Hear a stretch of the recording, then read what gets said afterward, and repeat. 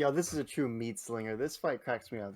This is for like the character championship. Smile and Sam Alvey taking on the Cuban Missile Crisis, Julian Marquez. Marquez is essentially like the late millennial version of Smile and Sam Alvey. I see a lot of comparisons between these two dudes. Affable yet hard hitting, dangerous but hilarious at the same time. And these two dudes are guaranteed to bring the bombs in this one.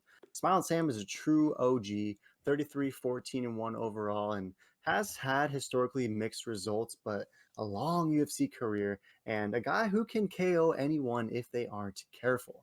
Cuban Missile Crisis is 8-2 though, and when you scan his resume, the Cuban Missile Crisis has been Robert McNamara, and your boys have been Georgi Abashvili. He's got wins over Maki Pitolo most recently, Darren the Dentist Stewart before that. Pretty impressive stuff over two of your dudes. And that last fight against Coconut Bombs was one where he was getting dominated, no questions asked, but managed to get that late and impressive choke when Coconut Bomb simply coconut gassed. And it showed the heart that the Cuban Missile Crisis has. And we know he's down to go into deep waters, pun intended. So who better than to drag him out to sea than Smiling Sam Alvey? Who are you going with in this one? Yeah, no, this is a fun fight. I mean, it's always fun to see. I mean, the Cuban Missile Crisis. He's always entertaining in the arena. His last fight with Maki Patoli was very impressive. So props to that, and very impressive. He did get my other boy Darren the Dentist Stewart, which not many do get the better of him. But yeah, I think I'm gonna have to take the Cuban Missile Crisis. I mean, Smiling Sam is on like a 5-fight skid, but it will be interesting because he is fighting down at middleweight for this, so it will be interesting to see him at that weight when he's previously coming from a light heavyweight. So he could be in the better shape, faster, but keep the strength. So it'll be interesting to see possibly a new Sam. But if he gets this loss, I really do see the UFC kind of parting ways. But hey, with a smile like that, they might just keep him for that positivity. But Cuban Missile Crisis is a showman nonetheless, and I like the energy he brings. I'm going with him TKO. Let's go third round.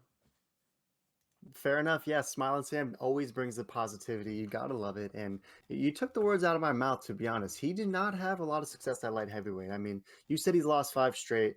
He's lost four straight and a draw against Da Un Jung. We meatlocked Da Un Jung in that one, and ultimately, I'll be honest, we snuck away with the draw on that one because Smiling Sam probably did enough to win that fight. So even though he has had his recent challenges, if you look at those names, those were tough guys. Ryan Superman Span, Jimmy Crute, uh, Little Nog. I mean, some tough guys in there for sure. And I think that the move back down to 185 could prove instrumental in Smilin' Sam's comeback. He was the former NFC middleweight champ. Most of his UFC wins came at middleweight, and I think a 34-year-old rejuvenated Smilin' Sam is going to absolutely smash Julian Marquez in this one.